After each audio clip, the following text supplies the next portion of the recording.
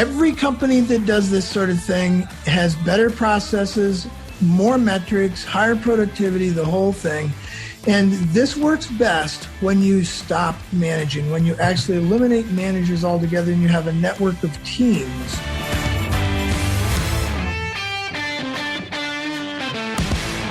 You're listening to episode 179 of the Fitness Business Podcast. A big thank you to this month's premier podcast partner. OneFitStop provides scheduling, client management, programming, and payment collection tools that will set your business up for success.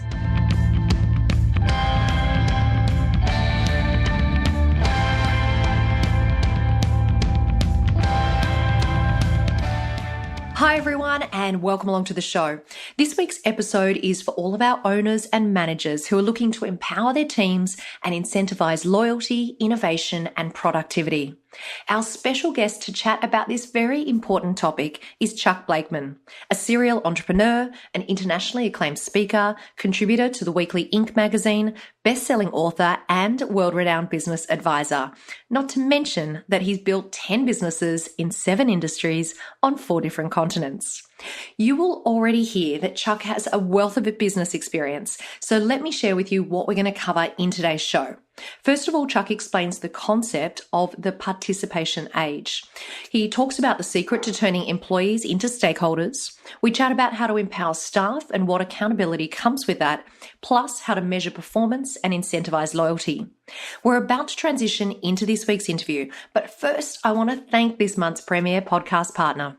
OneFitStop's scheduling, client management, programming, and payment collection tools will set your business up for success. To find out more, go to onefitstop.com.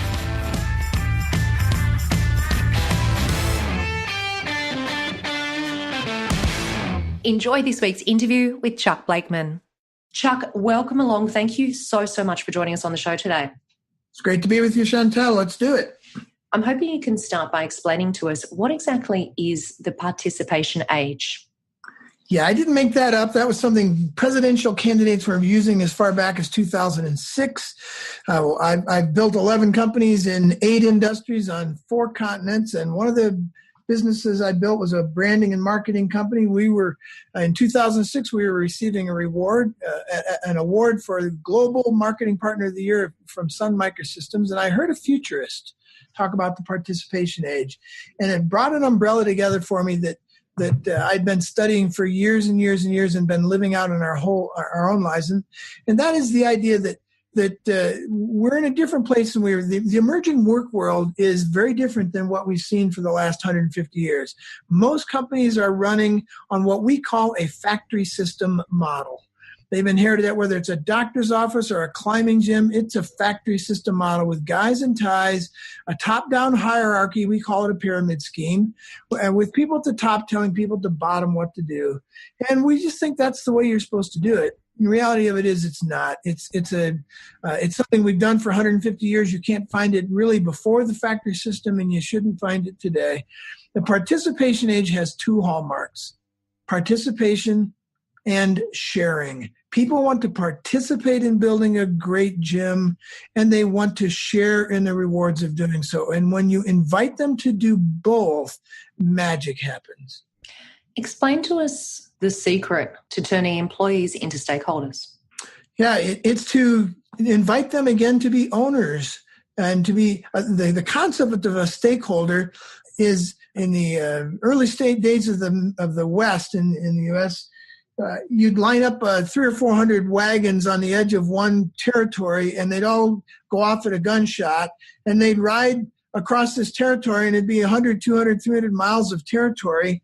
And whenever you got to a piece of land that you thought was the one that you wanted, you put a stake in the ground with your flag on it, and you owned it. And that's the concept of a stakeholder, is we put a stake in the ground and we all act like we own this place. If I see a piece of paper on the floor in the hallway, I pick it up because I own this place. If I see someone struggling in some other area, I don't say, well, that's not my job. I get involved. And so that's the key, is to turn people into owners. And the methodology for doing that, the one very simple practice that it expands out into everything else, is what we call distributed decision making. Everybody makes decisions, and the only way you can do that is through distributive leadership. There's no longer one guy at the top or one woman at the top telling everybody what to do. But now we're all leaders. You can't make decisions unless you are a leader. Everybody, from the guy pushing a broom to the guy who has the strategic office, they're all now leaders together, and we're all figuring out how to make decisions together to work this together. So that's a big piece of it. And in simpler terms, you turn everybody into a capitalist. Let's invite them all to play the same game of participation and sharing. Organizations want people to participate, but they don't want to share. Would you please be more engaged so I can run off with more money? And somehow that's not motivating to people. Gee, what a surprise. So let's invite them to do both. And let's invite them in to build a great culture, to have time, money, experiences, education, rewards, recognition, all of the things that make for a great workplace. Let's have them help us build that place and watch it take off. Chuck, I want to understand this concept of distributed decision-making in the context of a fitness business. So are there any examples that you could share with us so that we can understand how that might actually work within our own business? Sure. So some of the gym owners I'm aware of, I've spoken a lot at the Climbing Wall Association, and they have some of the bigger gyms have people who are in charge of nothing but birthday parties. That's what they do, birthday parties. And the principle here is in distributed decision-making, there's two principles. The first one is that the more input I have in a decision, the more likely I am to own that decision. Pretty common sense stuff, but we don't allow for it too often. Usually it's some guy in a tie, some fancy person in an office who's coming out of his office for 3 seconds to tell other people what to do, to give them direction, and then they walk back into their office. And I have no ownership in that decision whatsoever. But instead of managing me and coming out of the office and telling me what to do, the second principle is decisions should be made locally whenever possible. And it's almost always possible.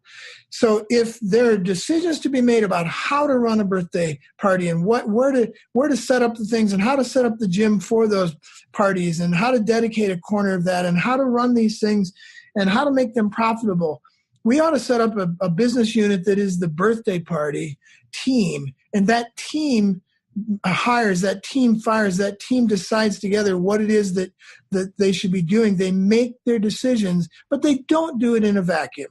So that's the key thing here. People, when they start hearing me talk like this, they start hearing chaos and anarchy. And that's not what we're talking about here at all. Nobody is saying that. What we're saying is allow and require them to participate in the decision-making. And really, in the best scenario, have them come up with the decision and then bring it to you and say, here's what we intend to do. So we call it two-step decision-making. In distributed decision-making, there are two very simple, utterly profound steps. Step number one, whoever has to live with the decision and actually carry it out should make that decision. So we'll just say these people here in the birthday party, they have to decide what supplies and what party things they need to buy. They're the ones who are going to have to live with that. They're the ones who are going to have to live with whether the kids like that or not. They should actually make that decision. That's step number one. If that's all that you had, then you'd have chaos and anarchy, because now everybody, you can see everybody, the guy in the retail shop out front and the guy working with the back office, they're all making their own decisions and not paying attention to anybody else. Step two. So step one is the decision should be made where it has to be carried out. But step two is whoever is affected or impacted by that decision should have input in it. And that changes everything. Now you have safe, very safe decision-making, because who has to pay for those supplies? Well, the accounting or the gym owner, depending on how small the gym is, you better get them involved in this decision before you make it.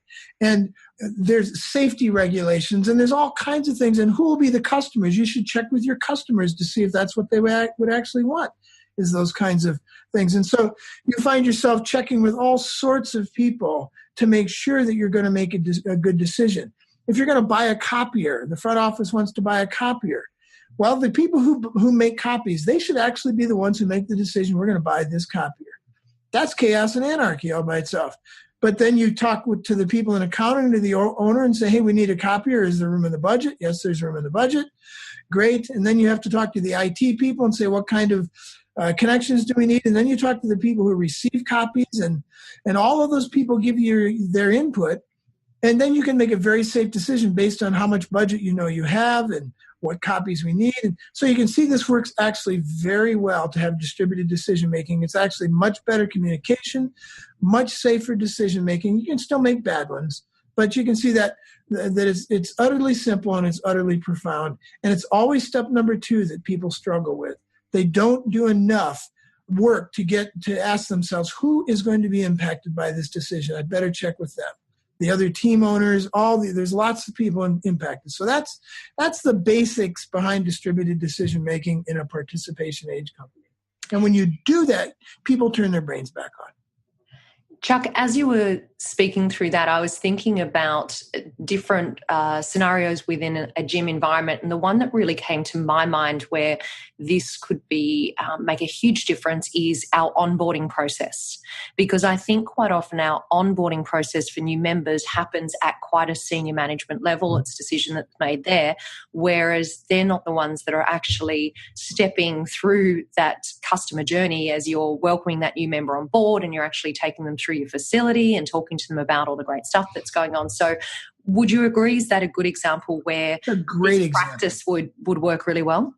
So fabulous example. We have an 11-step onboarding process, and I'm not involved in any of it, and I own the company. And senior management, we don't even have that. We have leadership, strategic leaders are not involved in that kind of stuff. What happens is the team decides that they need another member because they've got too much work, too much revenue, too many clients, whatever it is. And then they do step 2, who else is going to be impacted by this? So they check in with all of us and other people who would be impacted by that. Hey, do you think we need another team member? Do you think that's a good idea? And we ask them hard questions and we get all that figured out. We go through that whole process, and then they decide they need a new team member, and they go find a new team member. And we've given them constructs for that. In a larger company, there's people who could actually do the front end of finding them 3 or 4 or 5 candidates. But we actually teach them how to do this themselves, put out the ad, do the whole thing. And they bring in people and they interview them. And guess what? We're going to be impacted by them. So we interview them too. But they put the process together because we don't believe in arranged marriages. And that's basically what we're doing to people. I'm walking out of my office with the new person, and I'm saying to the 8 people in front of me, hey, this is your new arranged marriage. You will now be spending 8 hours a day with this person that you've never met. Good luck with that. I'll be in my office.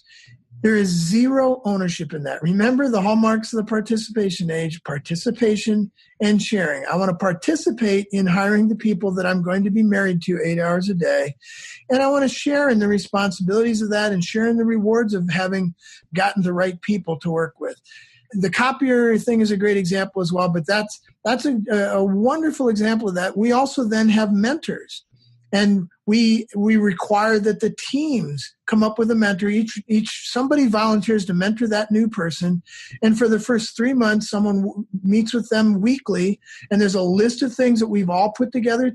We did this list together. Here's things that somebody needs to know in the first 90 days they're with us: our vision, our mission, our maps, our processes, how to get paid, training. It's not that the mentor has to do all this stuff, but the mentor meets with them to make sure that that's all getting done and points them in the right direction and basically befriends them and gets them involved in our culture and all of that stuff. And so you can see there's a process that's completely peer-driven here. And as a result, they own the people that are coming in. Chuck, let's say we do implement this process into our business. Give us some insights on how we actually go about measuring performance and incentivizing loyalty, innovation, and productivity with our stakeholders. Sure. Every company that does this sort of thing has better processes, more metrics, higher productivity, the whole thing. And this works best when you stop managing, when you actually eliminate managers altogether and you have a network of teams. You have strategic teams, you have tactical teams, you have maybe an accounting team, you have a birthday party team, the front desk team, but you have these people working in teams, and in a small gym, you'd all be one team. If there were 8 of you, you'd just be a team. and let's work together and let's work for the mission. So the first thing we have to do is change our orientation as to who the boss is. Boss is a 4-letter word, and we don't use it in our business. Well, it's not true. We use it in one aspect. We change. The first thing you have to do is decide that the mission is now the boss. What is the mission? What is the result we want to get our customer? That is everybody's boss. So as the owner of my business, I go to my people and say, okay, I'm no longer your boss. Don't ask me what to do. Ask the mission statement. That's my boss too. I serve at the pleasure of the mission statement. My whole presence here in the business is to get the mission statement accomplished, and we all serve that boss. So that's our boss. If you want to know what to do to buy a copier or birthday supplies or start a new product line or add somebody to your team, ask the boss. And then ask all the other people around you what do they think the boss would think of that, and get everyone involved in that decision making. So that's the first thing, is to change our orientation. We now all work for that one boss. That would be the biggest first thing to get started, is that reorientation in that direction. Excellent. Thank you so much for that. Chuck, we want to finish off today with the first 3 steps that we should all take to start implementing this stakeholder culture. Great. Well, the first one is inside the owner's head and inside the strategic leaders' heads. We have got to believe that people actually do want to participate and to share. They actually are self-motivated. They aren't stupid and lazy. They are smart and motivated. There's a wild assumption out there that managers actually make people more productive. There isn't a shred of evidence to that. To the contrary, when you remove managers, when you allow and require people to be adults at work, grow up, take responsibility for your life, they're going to do it. So we have to have that in our heads first, is these people really can and should be adults at work. They buy houses, they marry people, they decide career paths, and they've done all kinds of incredible decision making. They can do that at work too. That's the first piece of work, is in my head. Do I believe that the people who I have here can and will be self-managed and self-motivated to do this kind of stuff if I allow it and require it? The second thing is for them to come up with processes. For them to, there's no manager here, the front desk or the climbing wall gym team, let's put together a process for how we actually run our piece of the business. And they don't do it in a vacuum. I give them input as well. So we have processes that are put together with metrics. How do we know this process worked? What are the actual specific numerical metrics that we can say, when we run this process, every time we run it, we know it's working because X happens. Yeah.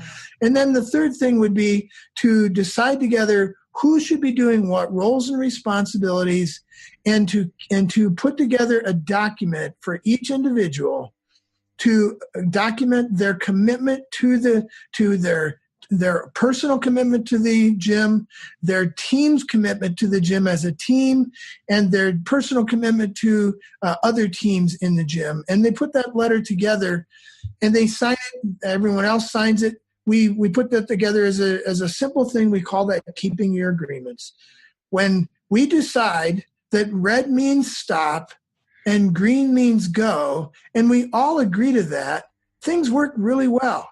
If someone decides not to keep that agreement, it's a problem. That's how simple this stuff is. Let's figure out what needs to be done. Let's put together a process to do it.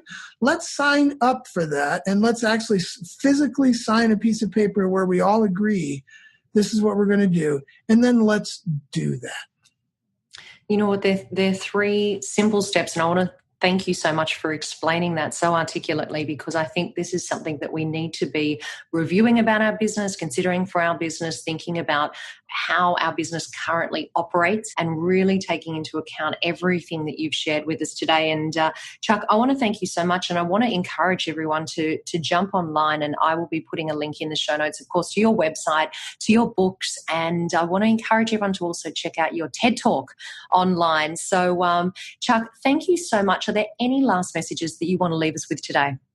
Yeah, just one. All the data is on the side of doing this. There's about 100 companies we know that are very large and thousands of smaller ones that are running this way, and every single one of them are at the top of their industry. You want to grow faster, have higher profits, higher productivity, incredibly low staff turnover, do this. It will work better for you. Chuck, thank you so much for joining us today on the Fitness Business Podcast. Thanks. It's been great to be with you, Chantal. Tribe, if you haven't explored a functional training space for your gym, then now is the time. With Queenex Functional Training by Precor, there is a unit to fit every space. Plus, education is included to ensure that training is delivered with confidence. You need to jump online and check this out right now. Go to precor.com/fitness business podcast. Precor Quickfire 5.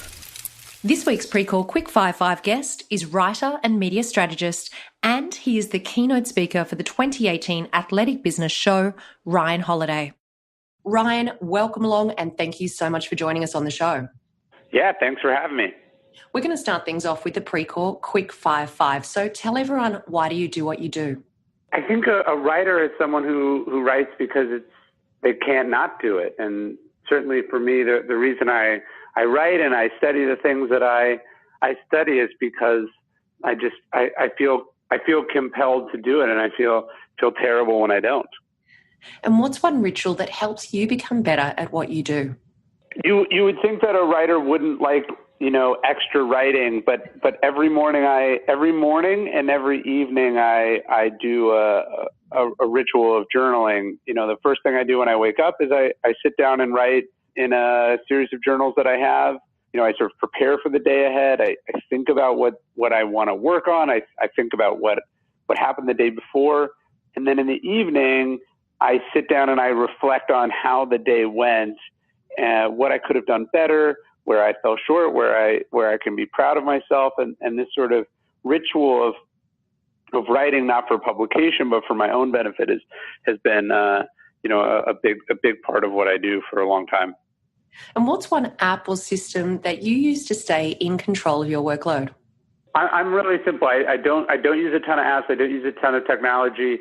Every day I start with a 4x6 note card that's my to-do list that has maybe 4 or 5 things on it tops. And I try to have a to-do list that's going to be filled with 1, things that I can actually do.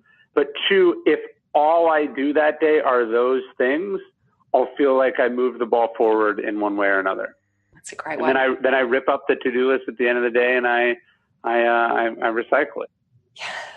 I like that. And tell us, what's one book, podcast, or blog that you'd recommend and why? That's a great question. If someone's looking for routines, I just read this book, My Morning Routine, that was very good. If someone's looking for something every day, I wrote a book with a collaborator a few years ago called The Daily Stoic. That's sort of 1 page of ancient philosophy that you can meditate every morning. And so maybe those 2 would be a good start. They are great recommendations. Thank you so much. And tell everyone the topic that we're going to be focusing on during your main interview.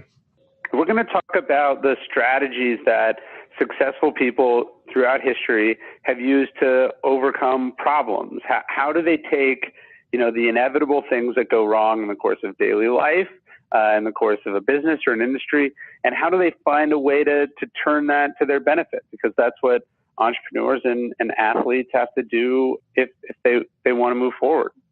Well, Ryan, I want to thank you so much for joining me for the Precor Quickfire 5, and I really look forward to your main interview. Yeah, thanks for having me.